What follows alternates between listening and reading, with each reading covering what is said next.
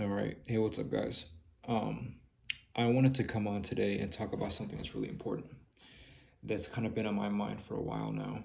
I wanted to talk about the two raptures of the 144,000 and the multitude, the great multitude, and how there's two trumpet sounds. One is a voice and one is a sound. I said there's two sounds, but one is a voice and one is a sound. And how they're very distinct, they're not the same. And for the longest time, I always believed that the trumpet sound and the trumpet voice were one, but they're not. They're two different distinct things. And it kind of separates the bride and the 144,000 with the great multitude. And in the Bible, there's actually examples.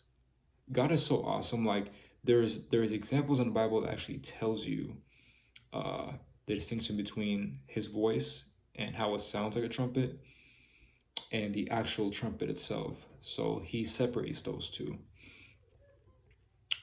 So I want to give examples on that today. So first off, Paul in Corinthians, I think it's Corinthians, 1 Corinthians 14. And he's giving an example. He's telling us what the voice of a trumpet and the trumpet means. So he's saying here, this is 1 Corinthians 14, 7 through 11. He says here, even things without life, whether flute or harp, when they make a sound, unless they make a distinction in the sound, how will it be known what is being piped or played? For if the trumpet makes an uncertain sound, who will prepare for battle? And that's very interesting that he says, who will prepare for battle? So likewise, unless you utter by the tongue words easy to understand, how will it be known what is spoken? For you will be speaking into air. So he's talking about the distinction of sounds, right? If I am playing an electric guitar to an opera musical, it wouldn't make any sense. It has to be cohesive, and it has to blend together, and it has to make sense. So it's the same for the trumpet. So back in ancient Israel, when the Israelites would get ready for battle, they would blow a trumpet, and these trumpet blows would let the Israelites know what formation to be in. You know, whether the front lines or the back lines, and how to operate and how to spread out, and etc., etc.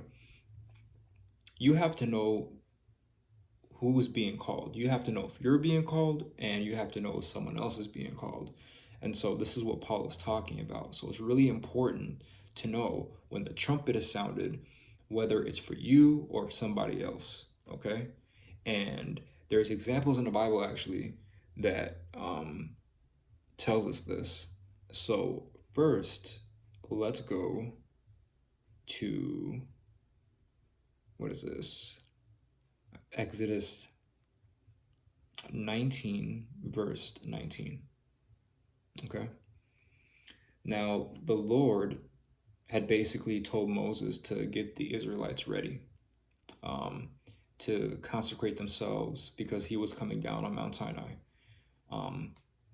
But they were so terrified of God's presence on that mountain, they couldn't bear to hear him, right? And it says here, and Moses brought the people out of the camp to meet with God, and they stood at the foot of the mountain.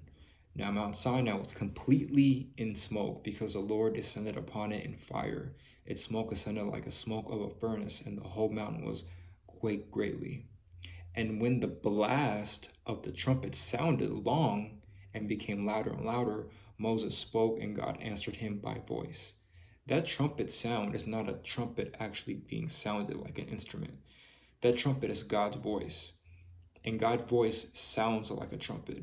So when God was speaking, it sounded like a trumpet was being blown, yet it was God speaking to Moses. But the Israelites couldn't bear it, so they told Moses to talk to God.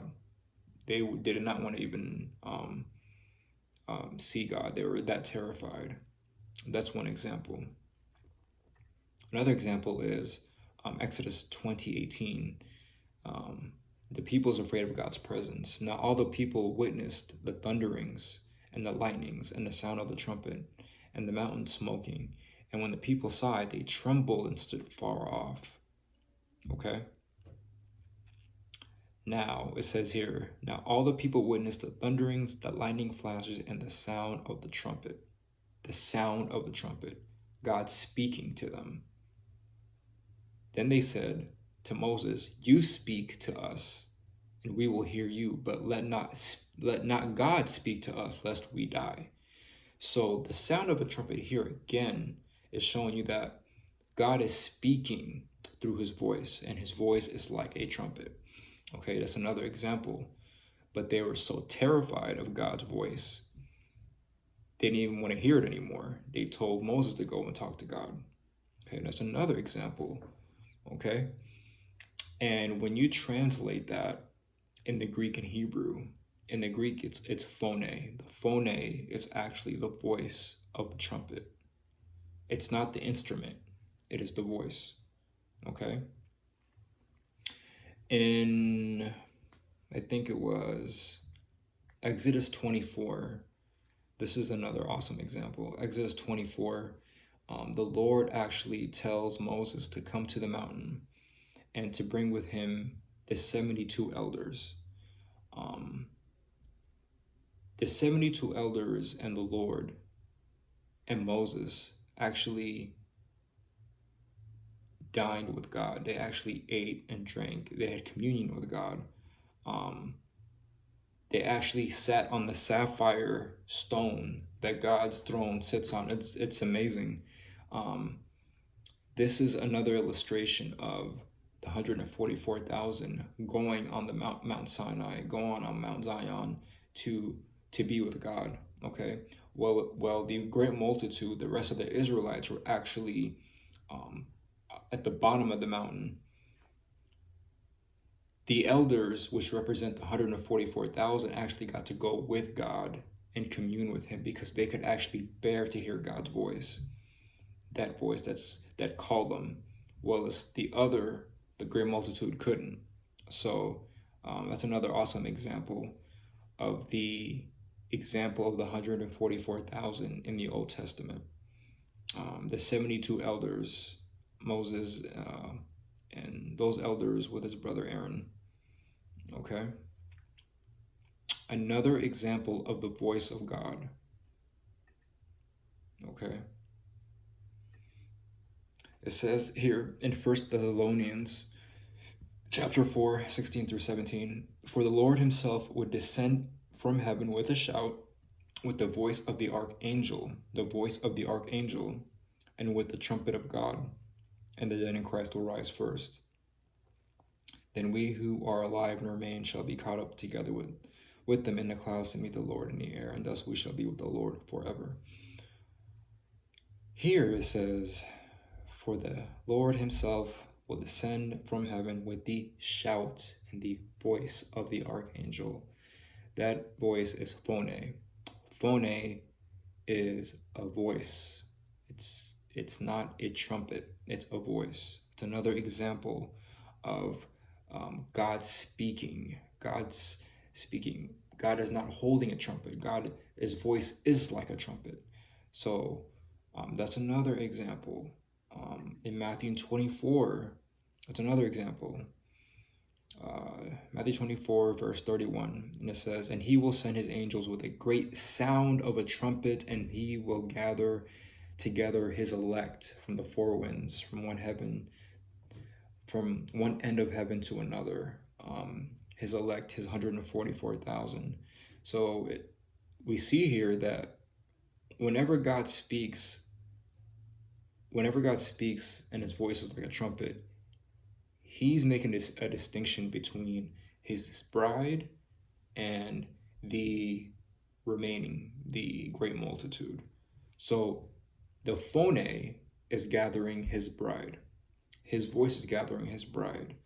The actual trumpet, SALPIZO, is in the Greek. is actually a real trumpet being blown. Okay, so that's another example. And the last example I'm going to talk about is Revelation 4, verse 1. After these things I looked, and behold, a door standing open in heaven. And the first voice which I heard was like that of a trumpet speaking with me. Was like a trumpet speaking with me, saying, come up here, and I will show you things which must take place after this. So John is on the island of Patmos. He's praying. He's imprisoned. And the Lord appears to him. And when he turns around and looks, the Lord isn't holding a trumpet. The Lord Jesus is actually speaking to him with his voice, but the Lord's voice is like a trumpet. And so that's another example of the phone, the voice. A clear distinction. Okay. The other trumpet translation is called SALPIZO, and the SALPIZO trumpet is an actual trumpet that's being blown. The verse example I'll give you guys is 1 Corinthians 15, verse 51. And it says, behold, I tell you a mystery. We shall not all sleep, but we shall be changed in a moment, in the twinkling of an eye, at the last trump. For the trump will sound, and the dead will be raised incorruptible, and we shall be changed. That is SALPIZO. That is the trumpet call. That is the seventh trumpet of the trumpet judgments. So that's not the phone trumpet. That's not the trumpet of the bride.